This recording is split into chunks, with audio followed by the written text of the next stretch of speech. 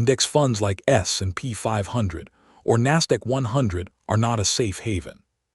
Watch until the end to learn why. Index funds are marketed as safe and reliable instruments for putting your money to work and earning compound interest to become wealthy over time. A relatively safe 10 to 15% annual growth rate sounds like a great deal, but here's the catch. Index funds like the S&P 500 have been growing at an increasing rate during the last couple of decades. Some of this growth is increased productivity and technology boosting revenues, but the other explaining factor the experts don't want to talk about is monetary optics. The appreciation of index funds is increasingly caused by the devaluation of the underlying currency they are denominated in. In simple terms, this means that the increasing value of index funds is more and more caused by money printing and debt. As the underlying fiat currency like the US dollar loses purchasing power due to inflation, assets denominated in it go up in value. This kind of growth has nothing to do with real added value and is pure monetary optics. Broadly, it means that the nominal value or the number on your screen is going up, but not necessarily the purchasing power of that number. As of July 2026, it's been almost 55 years after the Nixon shock in 1971, which separated the US dollar from gold and ended the gold standard. This started the unlimited fiat currency expansion, and the digital transformation of money resulted in money becoming just numbers on a screen that could be printed to infinity by a couple lines of code. Assuming an 8% inflation rate for this period of almost 55 years, the supply of US dollars has grown by nearly 69 times from 1971 to 2026.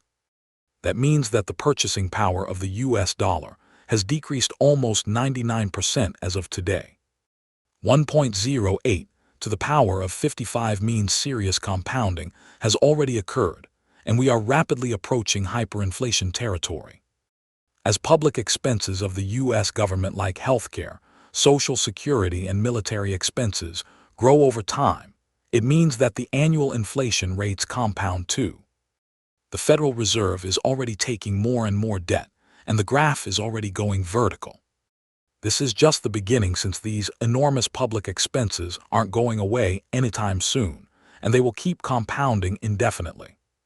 As the US dollar hyperinflates and the world loses trust, assets like S&P 500, real estate, and Bitcoin will explode in nominal value, but it has nothing to do with real purchasing power or trust. At that point, the entire world's economy has to recalculate the price of everything in another denominator, and Bitcoin is very likely next in line. Going back to another fiat currency like a digital US dollar would doom the economy of the future to fail again, and there's no real competition to Bitcoin in the digital age. We can't send gold bars through Ethernet cables, and everything with an unlimited supply is doomed to fail eventually. Nothing in this video is financial, legal, or tax advice, and is for educational purposes only. Always consider reputable financial counseling when making significant financial decisions.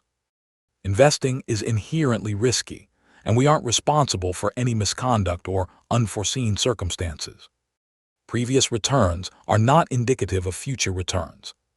By investing, you acknowledge the risks and are prepared to lose everything. I wish you the best of luck. Subscribe for more quality content just like this. Like and leave a comment on the video, and share this video with a friend.